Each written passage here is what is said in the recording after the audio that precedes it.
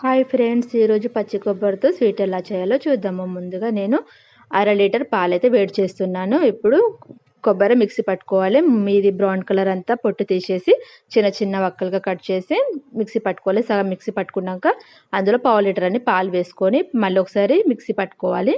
కాస్త మెత్తగా అయ్యేదాకా మిక్సీ పట్టుకోవాలి.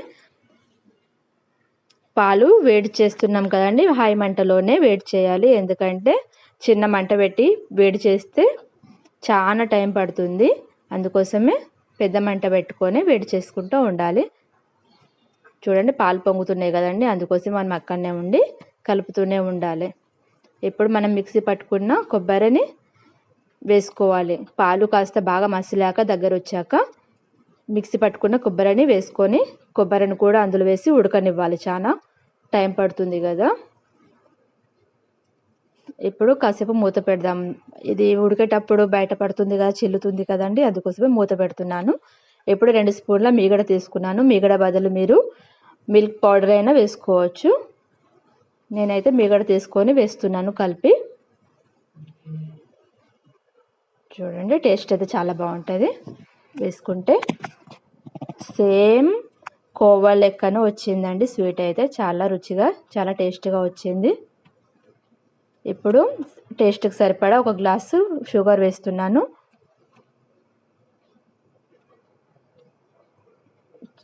చాలా దగ్గరికి రావాలి. కోవా ఎలా దగ్గరికి రావాలి, ఇది కూడా అలాగే ఉడుకుతూ ఇలా దగ్గరకు వస్తూ ఉండాలి, కలుపుతూ ఉండాలి.